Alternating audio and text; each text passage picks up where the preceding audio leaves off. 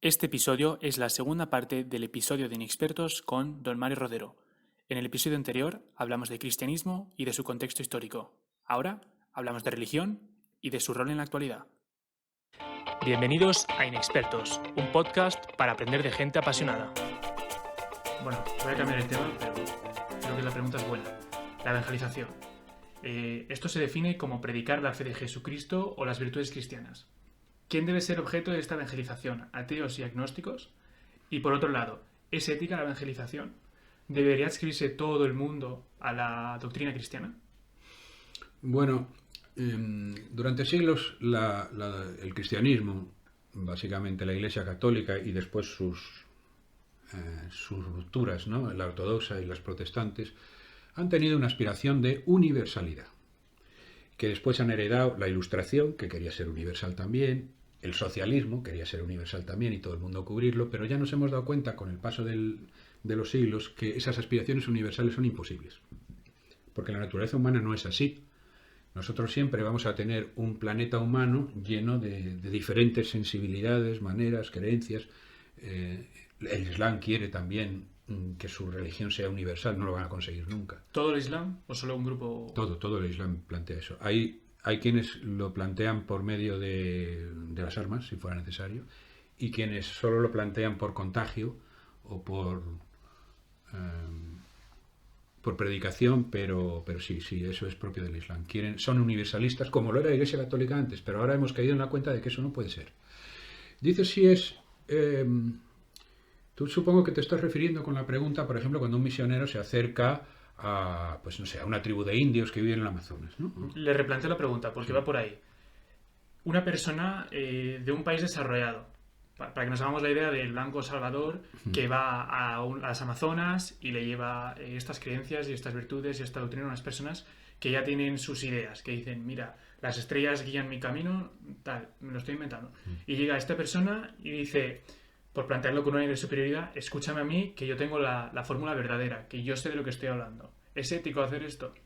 Bien, esto yo lo tengo muy pensado porque como a mí me han interesado mucho las religiones no cristianas y bueno, he tenido contacto con personas de religiones no cristianas y con alumnos de personas de religiones no cristianas y me he llevado bien con ellos.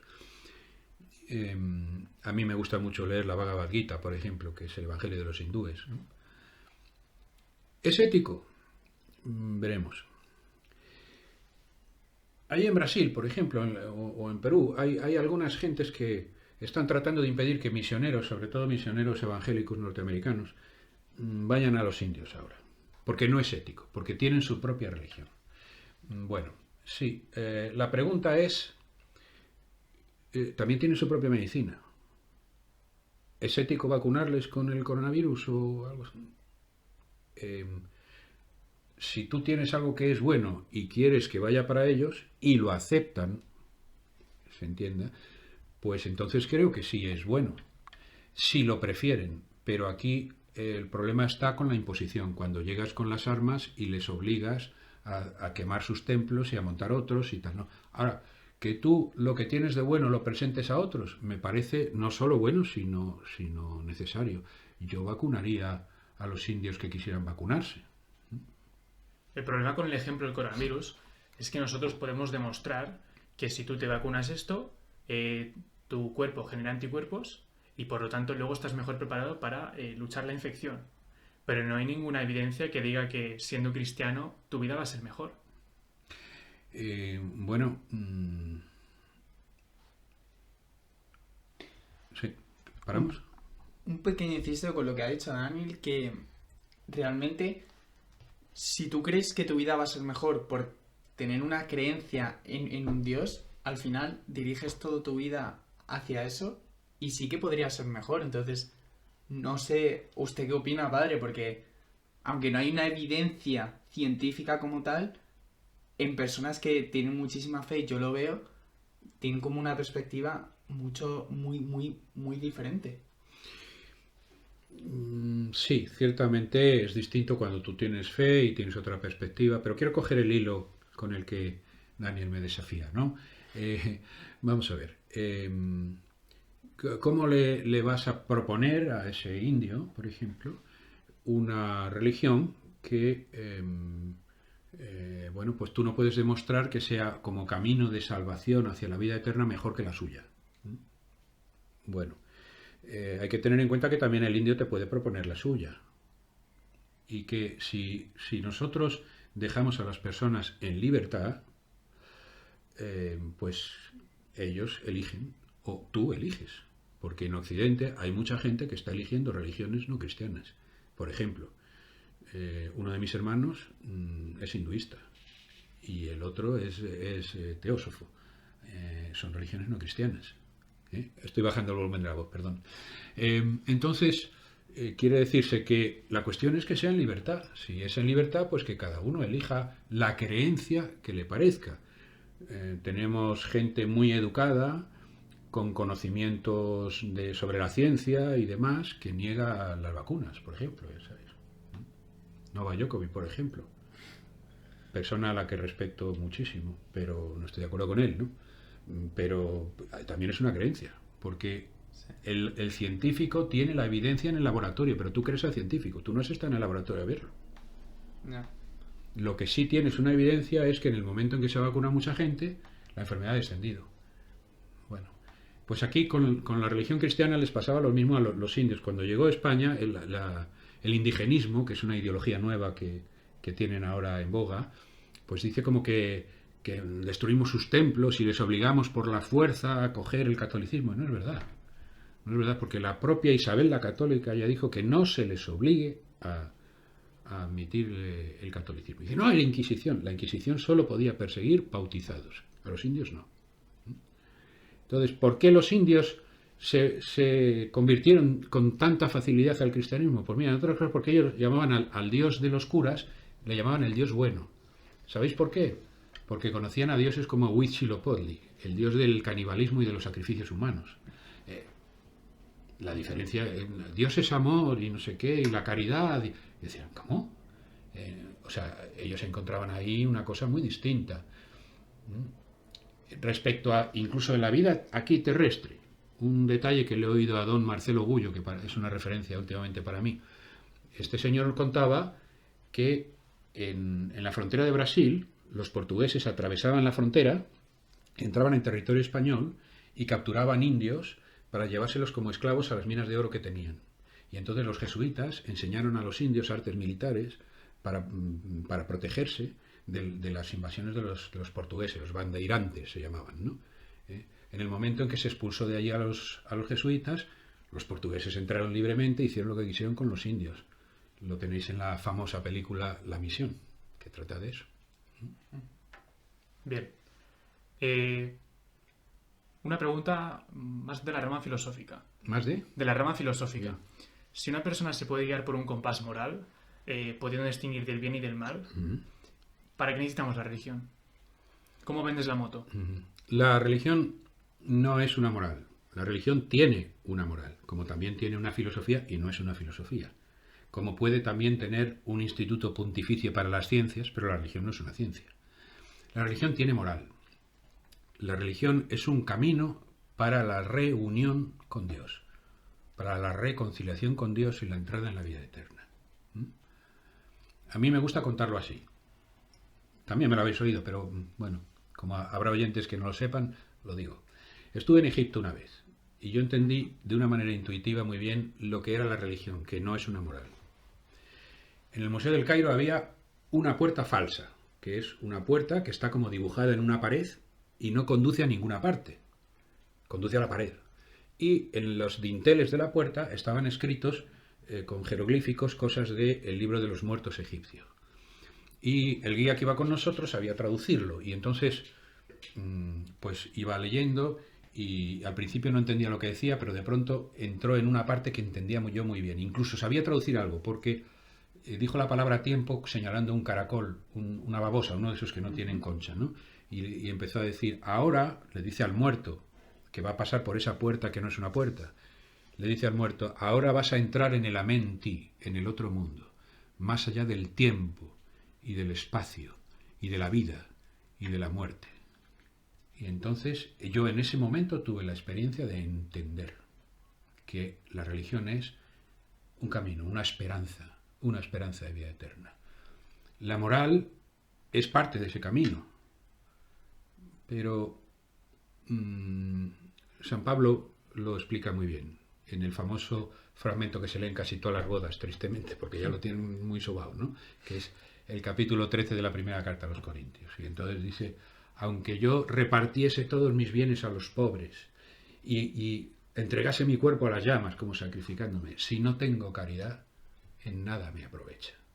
Está diciendo, ya puedes hacer los esfuerzos morales que quieras, pero todo eso tiene que estar basado en el amor fraterno, en la caridad. Si no, la moral solo sirve para la convivencia, para razones políticas. La religión no es necesaria para esto ahora. Hay maneras de enseñar ética sin religión. Muy bien. En un tema ya más de actualidad y cambiando de tema a un tema, bueno. La Iglesia es una entidad que tiene muchísimo patrimonio y es uno de los mayores terratenientes del mundo. Además, recauda miles de millones de dólares al año. ¿Se puede decir que la Iglesia es una empresa? ¿Por qué? A ver, la Iglesia tiene muchísimo patrimonio, pero vamos a contar que la Iglesia son 1.300 millones de personas, entre los cuales hay 600.000 curas, varios millones de monjas y religiosos, que tienen colocada una parroquia en cada barrio para dar servicios religiosos a la gente del barrio. Claro, la parroquia es de la Iglesia, pero es del pueblo también, ¿no? La parroquia es la casa de todos también, ¿cierto? Ahí se reúnen, y no solo para cuestiones religiosas, a veces se dan allí reuniones de vecinos, por ejemplo, y tal, ¿no? O sea, ese patrimonio de la Iglesia me parece perfecto, sinceramente. Las parroquias, los colegios, los monasterios. Otra cosa es que la Iglesia tuviese pues pisos por ahí o fincas, como hubo cierta época en que las abadías, por ejemplo, iban acumulando terreno, porque cada vez que alguien se moría sin herederos, pues se lo daba a la Iglesia. Y claro, se iba acumulando ahí un patrimonio que la Iglesia no necesitaba y que en las famosas desamortizaciones se lo fueron quitando. ¿La Iglesia recauda dinero? La Iglesia siempre ha sido una pedigüeña, es decir, sobrevive a base de lo que la gente le da para que pueda sobrevivir, si no, no sobrevive. España es uno de los pocos sitios del mundo donde el Estado hace de recaudador de la Iglesia. Tú vas a Alemania y en Alemania pues son los fieles los que pagan, no, el Estado no participa en eso, ¿eh? Entonces, ¿qué pasa? Una asociación de 1.300 millones de miembros, teóricamente, en realidad son muchos menos, pero bueno, son bastantes millones. Claro, tiene que tener mucho patrimonio, funcionar con mucho dinero. Vas aquí al club de fútbol que hay abajo y tiene mucho más patrimonio que una familia, por ejemplo, pero claro, que reúne a mucha gente. Necesita un terreno, unas pistas de tenis, un campo de fútbol, ¿no? Pues, y la Iglesia igual, sí. O sea, que es una empresa con una diversificación tremenda, que funciona de crowdfunding, ¿no? Pero que ofrece un servicio que es la fe, pero que está justificado. No, hay una diferencia muy importante. ¿Para qué se funda una empresa? Te pregunto yo a ti o a vosotros. ¿Para ofrecer un servicio. Esa es la vertiente millennial. La vertiente económica es calderilla. A ver, ahora nosotros tres nos juntamos aquí y decidimos montar, yo qué sé, pijillo.com y vamos a hacer un millonario con eso. ¿Qué buscamos con nuestra empresa? ¿Dar un servicio a quien lo necesite o ganar dinero? Claro, a ver, yo creo que... Claro, la cosa es que nuestra generación seguramente respondería... queremos hacer el mundo un lugar mejor. Si nos hacemos ricos en el proceso, perfecto. Ya, sí, pero mira, antes de ser profe, que lo he sido durante 20 y tantos años, pues he trabajado de todo. Como después va a salir al aire, no lo voy a decir como lo suelo decir, no, pero he trabajado un poco de todo. Menos de 2 o 3 cosas que no he trabajado. Bueno, y he conocido muchos empresarios. Además, mi familia tenía un negocio de representaciones y hemos representado muchas empresas y tal. Y teníamos muchos clientes que eran empresas. Yo te digo, los empresarios que he conocido muchos. No he conocido ninguno cuya motivación fuese dar un servicio a la gente. La motivación que tenían era ganar dinero ellos. Y también había una motivación, decían, la motivación que viene después de ganar el primer $1.000.000, ¿no? O sea, que ya la obra de arte, ¿no? Ya es que, joder, conseguir, no sé, ¿eh? pero no era servir a los demás. Puede ir también, no digo que sean incompatibles, puede ir también. En cambio, la motivación de un chico, de una chica que se hace religioso, que se hace cura, no es buscarse un modo de vida ni hacerse millonario. Sí quiere dar un servicio a los demás, por supuesto. ¿Que en esa institución se mete gente que tiene intereses que no debería tener? Sí, siempre ha ocurrido. Algunos de los peores papas de la historia de la Iglesia, por cierto, uno de ellos español, tenían ese problema. ¿Cuyo nombre es? El Papa Borgia, Alejandro VI.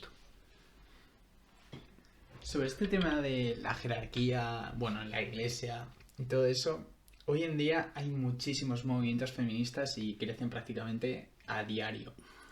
Las mujeres todavía no pueden ser ni curas ni obispos y en la jerarquía de la iglesia no tienen un lugar igual al del hombre. Entonces, ¿se podría decir que la iglesia discrimina a la mujer? ¿Y cómo es que después de tanto tiempo esto no ha cambiado? Bueno, me dejéis que hable un minuto o dos, por lo menos, de esto, ¿no? ¿Sí? Sí. Bien, veamos. Ciertamente existe esa discriminación, que por cierto tiene sus días contados, porque la presión va en aumento. La presión para acabar con eso va en aumento. Ya hay ramas del cristianismo, de hecho, que lo permiten, ¿no? En Estados Unidos, los presbyterians, de hecho, ya tienen sacerdotes que son mujeres. Yo tengo una amiga alemana, se llama, bueno, no lo digo, una amiga alemana tengo, no tengo su permiso para citarla, pero que ella es predicadora en una iglesia protestante alemana que hay aquí en Madrid. Y entonces le dice, oye, mañana quedamos para... No, que es que tengo que preparar la predicación. Y se pone una sotana negra y sale allí y empieza a explicar la Biblia y tal, ¿no? Eso en el mundo protestante, pero es reciente eso, ¿eh? En el mundo católico y ortodoxo, no. ¿Por qué? Quienes defienden a machamartillo, por ejemplo, el penúltimo papa, Juan Pablo II, quienes defienden a machamartillo que la mujer no puede ser sacerdote, lo dicen porque es que Jesús solo ordenó sacerdotes, o sea, apóstoles, a hombres. Claro, la objeción aquí es muy, muy importante. En aquella época, las mujeres no es que no pudieran ser curas o sacerdotes o apóstoles, es que no podían ser nada. No podían ser ni testigos en un juicio, porque eran considerados un intermedio entre un niño y un hombre. Y en cierto modo lo eran. No os enfadéis todavía. Y en cierto modo lo eran. ¿Por qué lo eran? Porque no recibían educación de ningún tipo, porque desde niñas estaban encerradas en el ámbito doméstico, dedicados nada más que a la casa, que si casi no salían a la calle sin acompañamiento masculino. O sea que no podían desarrollarse como personas, ¿no? Entonces, si hubiesen puesto a una mujer como lideresa de un grupo de iglesia, nadie lo hubiese respetado, nadie hubiese hecho caso, nadie lo hubiera seguido, nadie lo hubiera tomado en serio, ni siquiera las mujeres. Ni siquiera las mujeres. A Jesús no le quedaba más remedio que elegir 12 apóstoles. Pero tenía un truco. Él tenía el problema de que como a las mujeres no las dejaban hablar con varones que no fuesen de su familia y las tenían encerradas en el ámbito doméstico, no tenía una línea de comunicación con ellas. Así que tenía la que los teólogos llaman la apóstol número 13, que era María Magdalena. Era una especie de loca que Jesús había curado y que tenía cierta libertad de movimientos, y por eso vemos parábolas que tienen una versión masculina y una versión femenina. Por ejemplo, la parábola de la oveja perdida, ¿os suena esto, no? No. Hay un pastor que tiene 100 ovejas y pierde una y deja las 100 ovejas en el redil y dedica todo su tiempo a buscar a la única que se le ha perdido. Versión femenina. Hay una mujer que tiene 12 dracmas, que eran 12 monedas que se ponía en una especie de velo el día que se casaba y eran su gran tesoro. Ha perdido una, ya queda feo si tiene que ir a una fiesta con eso.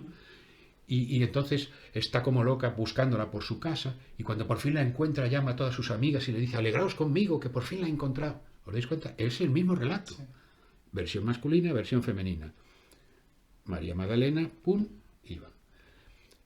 En el relato de San Pablo que os decía antes, que él masculiniza el asunto, que Jesús resucitó y se le aparece primero a Pedro. Se le aparece primero a Pedro. Pero en el relato del Evangelio de San Juan, antes que a Pedro, se le aparece a María Magdalena. Es la primera persona que le ve. y además le llama Rabboni, que significa maestro, es su discípula. Pero es que además había otro problema luego, empiezan los bautismos, el ritual del bautismo, para adultos, no era de niños, eran adultos. Y consistía en meterse en una piscina en la que había que sumergirse, quitarse la ropa vieja se dejaba atrás, el mundo de atrás, el mundo viejo, te sumergías desnudo en el agua, salías por el otro lado y te ponían la ropa nueva, que es la vida cristiana, ¿no? Pero claro, como era de adultos, pues había bautismos de hombres y bautismos de mujeres, y había mujeres para bautizar a las mujeres, y eran diaconisas, es decir, un ministerio ordenado. Y San Pablo cita el nombre de 2. Algunos dicen, pero es que esas diaconisas en el fondo las llamaban así, pero no. Eran diaconisas y bautizaban a sus. Así que esto creo yo que tiene sus días contados. Entre otras cosas porque la Iglesia tiene un ejército parado, ahí en los cuarteles, de varios millones de monjas, por ejemplo, que podrían estar dirigiendo parroquias, y en los sitios donde no hay curas podrían estar y no están. Otro tema tan actual como el feminismo es el vacío de las iglesias, y es el principal tema de su libro. Una de las causas que usted cita en su libro es la moral sexual, como causante de este vacío. Podemos pensar en el debate entre el colectivo LGTBI o el celibato sacerdotal, se me ocurren como ejemplos. ¿Se ha quedado anticuada la Iglesia en este sentido? ¿Se tendría que renovar? Bueno, hay que ensuciarse a veces. Venga, pues vamos a ensuciarnos. Vamos a ver. Ya me las ensucié con el libro, así que total ya, qué maldad. Vamos a ver.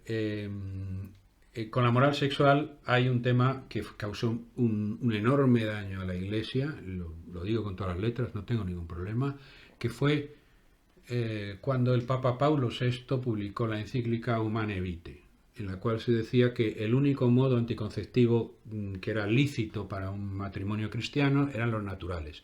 El problema es que esos métodos funcionan mal. Y ya sabéis, el ogino, la temperatura basal, el Billings, ¿no? Eso causó metió en un callejón sin salida a muchísimos cristianos, ¿no? Personas, por ejemplo, que el médico les dice, usted no puede quedarse embarazada otra vez porque le han hecho una cesárea o porque se ha rasgado su útero. Y, el cura te decía que lo sentías. Eso causó una verdadera debacle, ¿no? Luego vino otro problema. La Iglesia mantenía una moral sexual en la cual la sexualidad era solo para el matrimonio. Durante siglos la gente se casaba a los 16 años porque se moría a los 30 o 40 o una cosa así. Pero ahora la gente se casa tardío y además hay métodos anticonceptivos y entonces dice, bueno, ¿y entonces qué pasa? ¿Que yo tengo un voto de celibato y de castidad ahora hasta que me case a los 35? Y ahora que tengo 18 y las hormonas están dándome golpes de martillo en las sienes. Bueno, ese es un problema. Y luego está el tema de la homosexualidad. Durante siglos hemos estado creyendo que se trata de una degeneración moral, pero nosotros sabemos ahora que no hay gente que se entregue al vicio, sino que hay gente que no sabe por qué razón, porque la ciencia no lo sabe, todavía no lo sabemos, sienten atracción sexual por personas de su mismo sexo. Y la Iglesia les dice entonces, bueno, ya que nos hemos dado cuenta que no son ningunos degenerados, lo dice el Catecismo de la Iglesia Católica, ya que nos hemos dado cuenta que no son degenerados, pues les decimos que la Iglesia cree que Dios los llama al celibato. O sea, abstenerse de tener pareja y sexo durante toda su vida. Pues estás poniendo al cristiano homosexual en una situación muy, muy difícil, muy difícil. Os diré que en esa iglesia protestante alemana una vez me invitaron a ir y presidió esta mujer de la que os hablé un matrimonio entre 2 hombres, homosexual. No defiendo que eso se tenga que hacer ahora en la Iglesia Católica. Tampoco quiero aquí, no sé, romper vestiduras ni nada por el estilo. Pero en ese tema tenemos probablemente la peor herida que tiene ahora mismo la Iglesia Católica. La peor de todas. Aunque es una herida silenciosa. No se habla ni mucho menos todo lo que está sufriendo la gente con este asunto. Se habla de un 4% de personas homosexuales en el mundo, son muchísimos millones. Y entre, ¿4? Bueno, depende de a quién le mira. Hay quien dice 10, hay quien dice 4, hay quien dice 1, hay quien... en cualquier caso son muchísimos millones. Y lo sabemos porque todos tenemos amigos y amigas homosexuales y bueno. y porque en el clero abundan a punta pala. Bajando ya un poco el tono, ¿es la religión una respuesta a la creencia de mortalidad?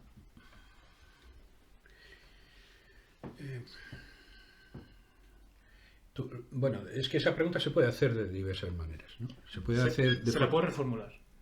Bueno, tú eres el policía malo. Venga, a ver, formula. Es mi función, es mi La función. formación, venga. La idea es, creemos en la religión porque sabemos que vamos a morir, necesitamos una solución. Sí y no. Sí y no. Vamos a ver. La raíz de la religión, el origen de la religión, ese es el título de un vídeo que puse en YouTube. El origen de la religión está en el miedo a la muerte. En algunas personas puede ser, pero yo creo que no. Sin embargo, por otro lado, cabe decir que sí. Me permite, lo explico con un fragmentito que me sé de memoria de un poema del poeta americano Allen Ginsberg, ¿no? Él dice así: he visto a los mejores cerebros de mi generación escupir sobre el crucifijo cristiano en nombre de la razón, para después acabar dando tumbos entre tinieblas en busca de una nueva vaca sagrada que les libre del nihilismo y de la desesperación. Fijaros bien. Esto da para mucho. Otro vídeo tengo ahí metido con eso. Pero Allen Ginsberg tenía amigos que eran los progres de su época, ¿no? La generación Beat, se llamaban, eran años 50 más o menos. Se apartan del cristianismo. En el caso de Allen Ginsberg se aparta del judaísmo, porque era judío. Y de pronto se encuentran con un problema, que ya señaló muy bien Nietzsche, que sabéis que no era muy amigo nuestro de los cristianos, ¿no? Y dijo: o tienes algún tipo de religiosidad, o tienes que abrazar el nihilismo. No hay posiciones intermedias. O tienes creencia en Dios y la vida eterna, o si no, tienes que aceptar que vas a desaparecer, que te convertirás en la nada, que tu vida no tiene ningún sentido especial, que tu vida no es más valiosa que la de una chinita de las que hay ahí en el jardín, que no somos nada, que no vale nada, que nada importa, que nil, que nada. Eso lleva a no tener esperanza. La esperanza del Museo del Cairo, ¿os acordáis? Sí. Vas a entrar más allá del tiempo y del espacio y de la vida y de la muerte. No vas a tener esperanza. Eso le llamamos, la no esperanza, le llamamos desesperanza, desesperación. Que no es la desesperación de morder las esquinas, es creer que no hay esperanza, que esto no tiene sentido, que no importa y que además en cualquier momento nos difuminaremos como el humo de un cigarro. En ese sentido sí hay una raíz ahí en la religión. Los amigos de Allen Ginsberg, uno se hizo budista, el otro se hizo católico, Jack Kerouac, que era católico y no lo abandonó. En fin, buscaban una esperanza en vez de una desesperación, que es... La desesperación no es estar ahí con ansiedad, no, es una especie de ruido de fondo. Es una especie de fondo oscuro, de fondo desagradable en la vida. Como la carcoma, ¿no? Te va comiendo poquito a poquito y luego ya... No necesariamente, puedes estar ahí. Yo tengo un familiar y amigo que me habla mucho de esto y que me dice: es que vosotros los creyentes, y concretamente Allen Ginsberg, dice, no aceptáis la finitud. Yo en cambio me resigno, y te queda ahí una resignación de fondo. Tú estás resignado, pero te queda ahí un fondo gris en la vida que hace ver, uy, todo esto, ¿para qué? Bueno.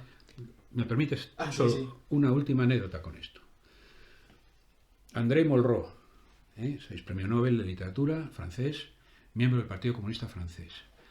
Cometieron el error de invitarle a un congreso del Partido Comunista Soviético y él se presentó allí y allí había pues un tipo que hacía un panegírico de cómo sería el socialismo perfecto que estamos construyendo. Ahora es una porquería, pero ya veréis cuando esto esté terminado. Va a ser una maravilla, bla, bla, bla, bla. Y entonces el André Malraux levanta la mano, se levanta y pregunta: ¿qué pasará en el futuro paraíso socialista soviético cuando un tranvía atropella a una niña?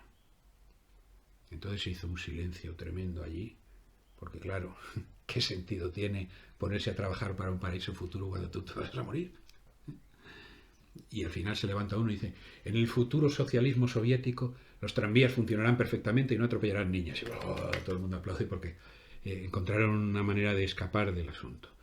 La muerte es el talón de Aquiles del materialismo, del nihilismo, de la ilustración, de todas estas doctrinas de no hay nada. Entonces, ¿para qué? Entonces, ¿para qué? La muerte es la justicia igualatoria, no cabe duda. Todos estos, bueno, para vosotros los oyentes, todos estos vídeos que dice el padre Mario, los podéis encontrar en su canal de YouTube, Abadía Laica, y allí tiene muy buen contenido que hemos visto. Está muy bien. Pero bueno, volviendo al podcast y a la actualidad otra vez. Quería volver a una cosa que había dicho usted sobre expandir la fe universalmente y a lo largo de todo el planeta. Los atentados terroristas relacionados con el yihadismo o el islamismo extremo han manchado la imagen de la religión islámica. Los abusos dentro de la Iglesia Católica también han ensuciado la imagen del catolicismo. ¿Cómo puede limpiarse la imagen de una religión en un mundo con acceso constante a todo lo que ocurre? Bueno, limpiarse una mala imagen, como ha ocurrido con el Islam, no está muy preocupado con su mala imagen. Ese lo estoy sin cuidado, pero por lo que yo sé, vamos. A la Iglesia Católica sí le preocupa su mala imagen, que además, bueno, la imagen de la Iglesia ha sido muy dañada por estos escándalos de crímenes, porque no son otra cosa que crímenes, ¿no? De los que vamos a hablar, ¿eh? Sí. ¿Cómo se puede curar esto? Bueno, pues hay varias cosas. Uno, arrancar la planta venenosa de raíz. ¿Y cómo se arranca de raíz? Os digo sinceramente, acabando de una vez con el celibato obligatorio. ¿Sí? Sí. Esa es la raíz central del asunto de la pederastia. Si me permite interrumpirle, nuestra última pregunta era precisamente sobre este tema, sobre los abusos sexuales dentro de la Iglesia. En diciembre, en el periódico El País, se publica una investigación donde se recogen casos de abusos sexuales, de tocamientos, todo lo que se le pueda ocurrir, y que datan desde 1930 e incluso hasta 2018. Cuando le preguntan a Luis Argüello, que es el portavoz de los obispos, él responde que los casos son pequeños, que no hay muchos. Mientras que en la investigación hay más de 600 acusados, o sea, más de 600 curas o personas relacionadas con las instituciones, y más de 1.200 víctimas. Que se sepan. Ahora se le va sumando toda la gente que vaya respondiendo, que va diciendo a mí también, ¿no? Entonces, precisamente, la pregunta era cómo gestionaría usted esta crisis si tuviera todo el poder. ¿Realmente la capacidad para los curas de mantener relaciones sexuales acabaría con todo esto? Del todo no, porque como hay una propaganda antirreligiosa constante, quienes quieren promover esa propaganda antirreligiosa se agarran a cualquier argumento que surge enseguida, ¿no? Y este es un argumento maravilloso, no me lo negaréis, ¿no? Pero de vez en cuando salen noticias de abusos sexuales con todos los que trabajan con niños. O sea, el último que vi era en un colegio de curas también, pero no era ningún cura, era el profesor de gimnasia, el que hacía las cosas, ¿no? Y había otro que abusaba, en este caso no de niños, sino de niñas jovencitas, era un profesor de karate. Hay mucha cuestión de esto. Todo el que busca niños, pues oye, sí, te haces, pues eso, profesor y tienes niños. Así que del todo no va a solucionarse en la Iglesia porque está en el mundo, está en la gente. Y además que la mayoría o buena parte de los abusos son en el ámbito familiar. O sea, yo supe de una chica, por ejemplo, que fue abusada por su tío. Y como eso, pues hay muchísima gente, ¿no? Que los niños, incluso por sus propios padres, es mejor, ¿no? Dentro del mundo clerical, lo del celibato hace que eso se aumente muchísimo. ¿Por qué? Pues yo creo que antes de aventurar explicaciones del por qué, se necesitaría una investigación con toda libertad del asunto de profesionales que estudiasen a los pederastas, que lo son de forma probada, y ver qué motivos tenían para hacer eso y qué tenían en la cabeza Puedo especular sobre cuáles son los motivos, ¿no? Pero advierto previamente, es una especulación. Como tengo mente de biólogo también y busco el método científico para estas cosas, digo, ahora estoy especulando, no tengo los suficientes datos para hablar. Pero yo veo personas de género masculino, es decir, que tienen por su sangre circulando una importante cantidad de testosterona. La testosterona produce la avidez de practicar sexo, el deseo de practicar sexo. En los dos sexos, las mujeres se las segregan las cápsulas suprarrenales. Y el problema que es en el sexo masculino también los testículos, con lo cual, pues eso, ya sabes, la testosterona te vuelve loco. Eso es algo que los que cuidamos recreos en los colegios lo sabemos muy bien. Ese es un paisaje, vosotros veis en el recreo... La jungla, ¿no? Vosotros veis en el recreo un montón de chavales corriendo detrás de una pelota, peleándose, tratando de subir por encima de una verja, gritándole a un profesor o una profesora, y las niñas todas sentadas en corritos, aquí lo habéis visto, ¿no? Charlando, paseando tranquilamente, con una paz y una... Cuidado que luego pueden ser más malas que la quina, pero no están tan locas. ¿Qué pasa con la testosterona? Que el deseo de practicar sexo es muy intenso, sobre todo antes de la vejez, que ya cuando te llega la vejez, pues ya... ¿Ya para qué, no? No te creas. Ya me he reproducido, ya he dejado mi semilla. No. ¿Quién se acerca a practicarse eso para decir, no, es que claro, tengo que reproducirme porque es un deber cívico? Mi responsabilidad. No van a ser cosas, ¿no? No, quiere decir que con la vejez te baja la testosterona y sigues teniendo los deseos sexuales, pero de una intensidad menor. Pero claro, si tú tienes 25 años o 30 años o 40 años y nunca has practicado sexo con nadie, y tú vas a la parroquia y estás allí predicando y hay un montón de señoras allí, todas ellas, ¿no? Algunas con más curvas que una carretera de alta montaña. Y dices... O bien, si eres homosexual, pues igual, tú tienes tus deseos sexuales, pero...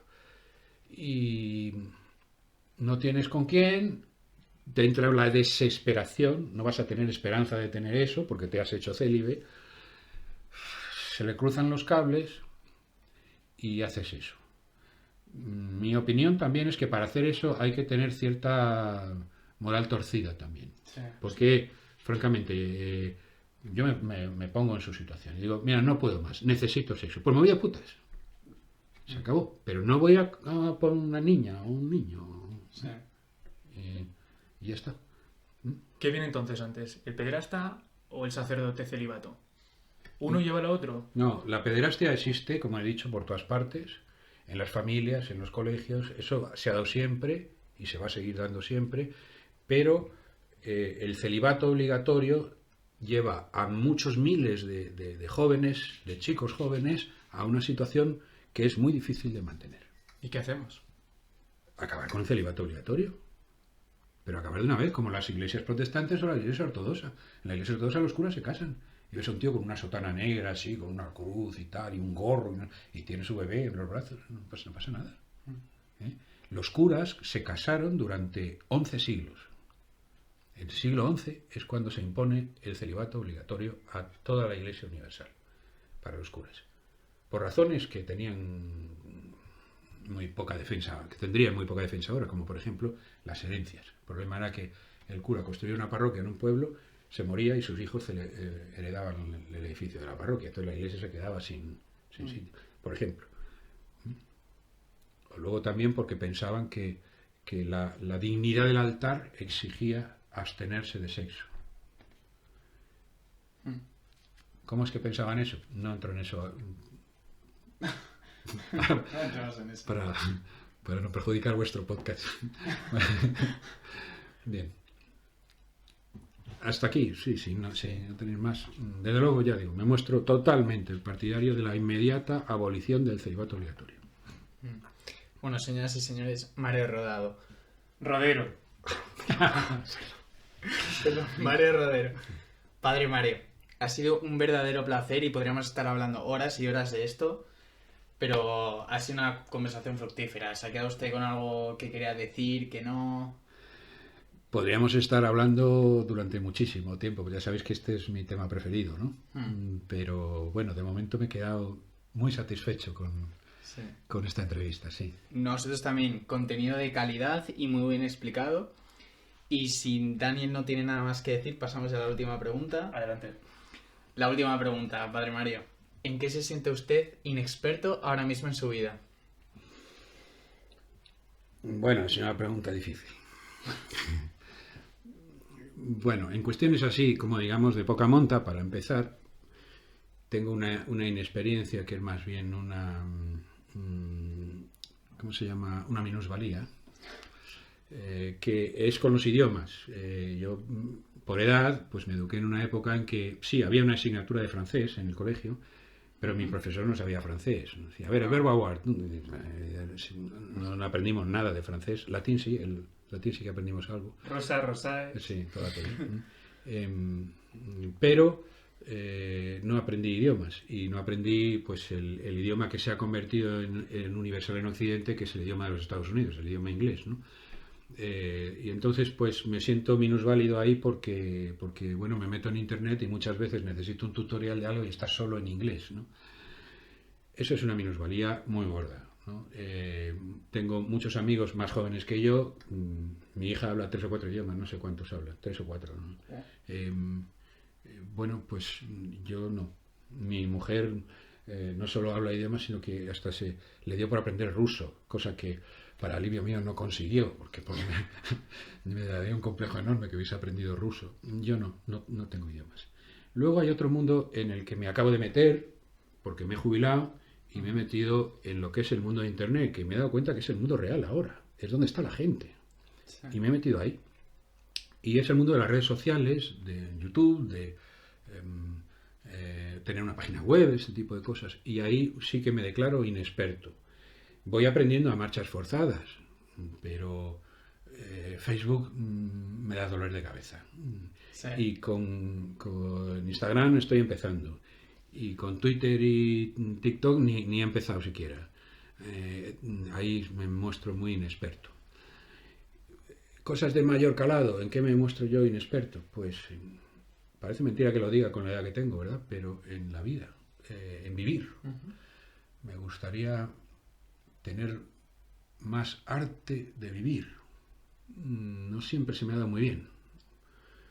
Pero bueno. En el sentido de disfrutar. Por ejemplo. Bueno, pues, broche filosófico para cerrar el episodio. Broche filosófico, no cabe duda. Antes de terminar el episodio, blog Abadía Laica. Ahí es donde el Padre Mario esparce su sabiduría. Abadialaica.com es la web y ahí hay artículos, el blog, vienen también los vídeos, en fin. Ahí es el santuario del Padre Mario en internet. Así que, bueno, muchísimas gracias, Padre Mario, por venir. Ha sido un placer volver a verle y tenerle aquí en el episodio. Daniel, un placer aquí contigo. Se te olvidó decir que tenéis que comprar el libro del Padre Mario, porque se vacía la iglesia. Gracias que por podéis la encontrar en Amazon.es. Gracias por la propaganda. Pues oye, para mí ha sido un gran placer encontrarme con vosotros otra vez y bueno, y conversar aquí. Ha sido, bueno, me ha pasado un rato que se me ha hecho cortísimo. Muchas no gracias. tan corto para los oyentes, pero... Muchas gracias a los oyentes también. Muchas gracias. Hasta luego.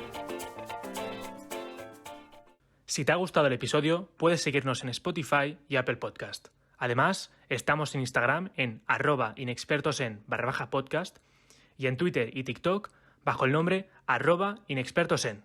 Gracias y hasta la próxima.